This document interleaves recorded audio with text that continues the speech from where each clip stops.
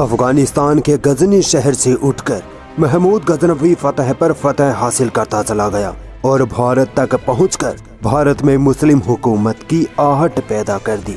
महमूद गजनवी के बाद उसी अफगानिस्तान से मोहम्मद गोरी निकला, जिसने गजनवी सल्तनत को खत्म कर अपनी गोरी सल्तनत कायम कर ली। मोहम्मद गोरी ने भारत की तरफ फुतुहात का ऐसा सिलसिला चलाया कि भारत का सबसे ताकतवर राजपूत राजा पृथ्वीराज चौहान भी मोहम्मद गोरी को ना रोक सका। पिछले एपिसोड में हमने जाना था कि किस तरह पहले मोहम्मद गोरी तराइन की पहली जंग में पृथ्वीराज चौहान से हारता है और अगले ही साल तराइन की दूसरी जंग में पृथ्वीराज चौहान को हराकर मोहम्मद गोरी उत्तरी भारत के इलाकों को फतह करता चला जाता है। 1206 में जब मोहम्मद गोरी की हत्या कर दी जाती है तो गोरी सल्तनत मोहम्मद गोरी के 3 अहम गुलामों ताजुद्दीन यिल्दिज, नसीरुद्दीन कबाचा और कुतुबुद्दीन ऐबक में बंट जाती है। ताजुद्दीन यिल्दिज के हिस्से में गजनी का इलाका आता है, कबाचा को पाकिस्तान का मुल्तान इलाका मिलता है, जबकि कुतुबुद्दीन ऐबक को उत्तरी भारत के कई इलाके मिल जाते हैं। इन तीनों के अलावा मोहम्मद गोरी का एक और सिपह सलार था, बख्तियार खिलजी। ये गुलाम नहीं था। बख्तियार खिलजी ने बंगाल और बिहार को फतह किया और वहीं अपनी अलग हुकूमत कायम कर ली। हम हिंदुस्तान में मुस्लिम हुकूमत को देख रहे हैं, इसीलिए हम ताजुद्दीन यिल्दिज और नसीरुद्दीन कबाचा की बात ना करके सिर्फ कुतुबुद्दीन ऐबक की बात करेंगे।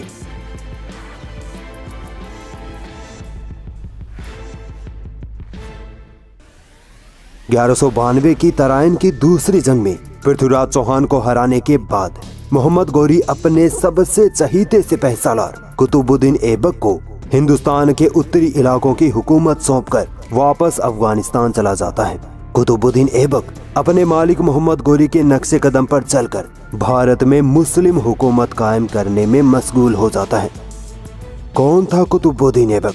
कैसे एक गुलाम ने भारत में दिल्ली सल्तनत कायम की और अजमेर के 2.5 दिन के झोंपड़े से कुतुबुद्दीन ऐबक का क्या वास्ता था?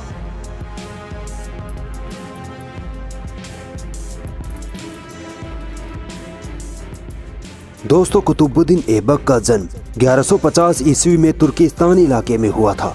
यह तुर्क कबीले से था। बचपन में ही कुछ ऐसा होता है कि कुतुबुद्दीन ऐबक अपने परिवार से अलग हो जाता है और गुलाम बनाकर बेच दिया जाता है। ईरान के बाजार में एक काजी कुतुबुद्दीन ऐबक को खरीद लेते हैं और उसको तीरंदाजी और घुड़सवारी सिखाते हैं। कुछ ही वक्त बाद कुतुबुद्दीन ऐबक इतना जबरदस्त तीरंदाज, घुड़सवार और बहादुर जाबाज बनकर उभरता है कि काजी के बेटे उसको गजनी लाकर मोहम्मद गोरी को बेच देते हैं।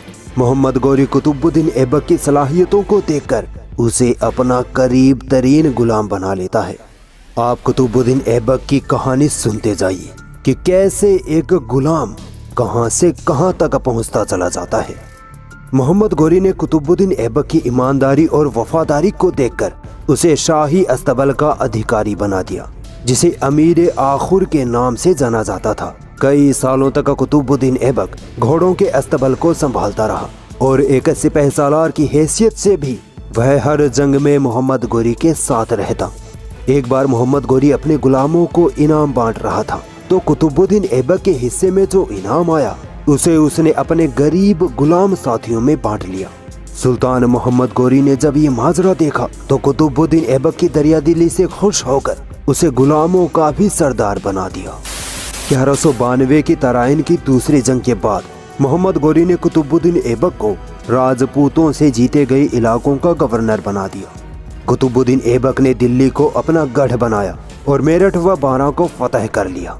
एक बार सन 1194 में कुतुबुद्दीन ऐबक मोहम्मद गोरी के बुलावे पर गजनी चला जाता है। ऐबक की गैर मौजूदगी में भारत में पृथ्वीराज चौहान का भाई हरी राजा ऐबक के जीते हुए कुछ राजपूती इलाकों पर कब्जा कर लेता है। मगर जब कुतुबुद्दीन ऐबक वापस हिंदुस्तान लौटता है तो हरी राजा के खिलाफ ऐसी जंग करता है कि हरी राजा बुरी तरह शिकस्त खाता है और अपनी हार को बर्दाश्त न करते हुए हरी राजा आत्महत्या कर लेता है। ये थे राजपूती राजा जो हारते ही बुज़दिलों की तरह आत्महत्या कर लेते थे। असल में राजपूत राजाओं की शानो शौकत झूठ मूठ की शानो शौकत है। राजपूती राजाओं को जब तक कोई असली मर्द मुजाहिद ना मिला था तब तक ये बहादुर थे। मगर जैसे ही मोहम्मद गौरी जैसा मर्द मुजाहिद मिला तो ये कभी खड़े ना हो पाए। हार जाते तो आत्महत्या कर लेते, अपनी औरतों को भी आग में कूदकर आत्महत्या करने पर मजबूर करते। मुगलों से लड़ना ना पड़े इसलिए अपनी औरतों की शादियां मुगलों से करा देते। सच कहूं तो राजपूती राजाओं की बहादुरियां सिर्फ किस्से कहानियों और फिल्मों में मिलती है, असल इतिहास में नहीं।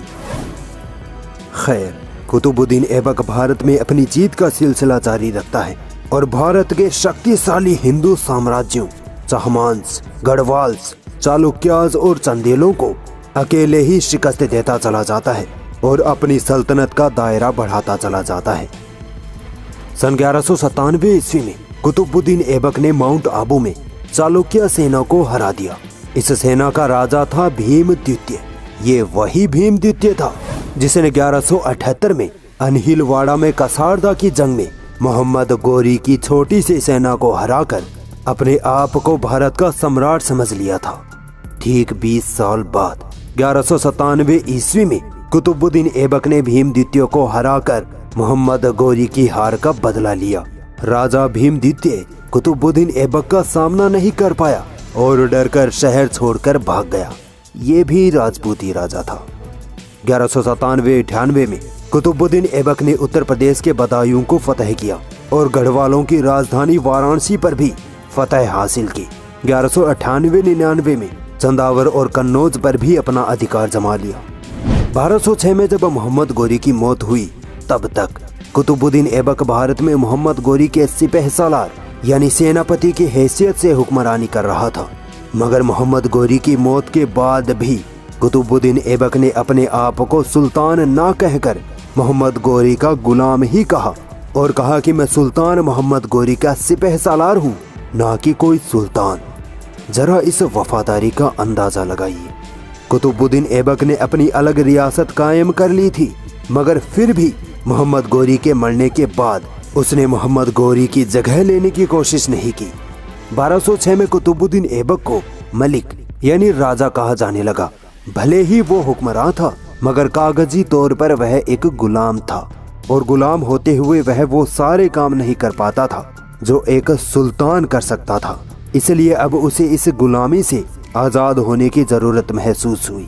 चूंकि वह मोहम्मद गौरी का गुलाम था और मोहम्मद गौरी मर चुका था, इसलिए अब मोहम्मद गौरी का कोई रिश्तेदार ही कुतुबुद्दीन ऐबक को आजाद कर सकता था। अतः 1208-9 में मोहम्मद गौरी के भतीजे गयासुद्दीन मोहम्मद ने कुतुबुद्दीन ऐबक को गुलामी की जंजीरों से आजाद कर दिया और अब कुतुबुद्दीन ऐबक एक आजाद हुक्मरान बना और अपने आप को सुल्तान कहा जाता है कि कुतुबुद्दीन ऐबक ने कभी भी ना तो अपने नाम का खुतबा पढ़वाया और ना ही अपने नाम के सिक्के चलवाए। कुतुबुद्दीन ऐबक एक गुलाम था, इसीलिए भारत में उसकी सल्तनत को गुलाम सल्तनत, गुलाम वंश या ममलूक सल्तनत कहा जाता है। कुतुबुद्दीन ऐबक को लाख बख्श और कुरान खां भी कहा जाता था। लाख बख्श इसलिए क्योंकि वो इतना दरिया दिल इंसान था कि गरीबों में एक साथ लाखों रुपए खैरात कर देता था और कुरान का इतना शानदार कारी था कि उसकी आवाज में कुरान की आयतें सुनने वाले लोग रो पड़ते थे, इसीलिए उसे कुरान खां भी कहा गया। कई लोग सोचते हैं कि कुतुब मीनार कुतुबुद्दीन ऐबक ने अपने नाम पर बनवाई थी, जबकि ऐसा नहीं है। कुतुबुद्दीन ऐबक ने कुतुब मीनार ख्वाजा कुतुबुद्दीन बख्तियार काकी के नाम पर बनवाई थी और इसे 1192 की तराइन की जंग की फतह की निशानी के तौर पर बनवाया गया था। कुतुबुद्दीन ऐबक के दौर में कुतुब मीनार आधी ही बन पाई थी। बाद में ऐबक के गुलाम इल्तुतमिश ने इसे थोड़ा और बनाया और आखिर में फिरोज शाह तुगलक ने इसे पूरा बनवाया। कुतुबुद्दीन ऐबक ने 1192 में ही अजमेर में 2.5 दिन का झोपड़ा भी बनवाया था। ये एक मस्जिद थी। कहा जाता है कि पृथ्वीराज चौहान को हराने के बाद जब मोहम्मद गौरी अजमेर से गुजर रहा था तब उसने कुतुबुद्दीन ऐबक को एक मस्जिद बनवाने का हुक्म दिया, मगर ये मस्जिद पूरी ना बन पाई और इसका काम सिर्फ 60 घंटे यानी तकरीबन 2.5 दिन ही चल पाया। इसीलिए इसे 2.5 दिन का झोपड़ा कहा जाता है। कुतुबुद्दीन ऐबक की दिल्ली सल्तनत 1206 से 1210 तक ही चली। कुतुबुद्दीन ऐबक दिल्ली सल्तनत का पहला सुल्तान माना जाता है और एक मजबूत मुस्लिम हुकूमत कुतुबुद्दीन ऐबक के दौर में ही खड़ी हो पाई थी। 1210 में चौगान यानी घोड़े पर बैठकर पोलो खेलने जैसा खेल खेलते वक्त कुतुबुद्दीन ऐबक घोड़े से गिर जाता है और उसकी पसलियां टूट जाती है, जिससे कुतुबुद्दीन ऐबक की वही मौत हो जाती है। ऐबक अपना कोई जानशी मुकर्रर नहीं कर पाता है, इसीलिए गुलाम सल्तनत के सरदार मिलकर आराम शाह को अपना सुल्तान चुन लेते हैं। मगर आराम शाह ज्यादा वक्त तक सल्तनत को संभाल नहीं पाता है और सल्तनत के सरदारान उसे हटाकर कुतुबुद्दीन ऐबक के एक गुलाम कमांडर इल्तुतमिश को अपना सुल्तान चुन लेते हैं। अगले एपिसोड में हम आराम शाह और फिर इल्तुतमिश की हुक्मरानी पर बात करेंगे।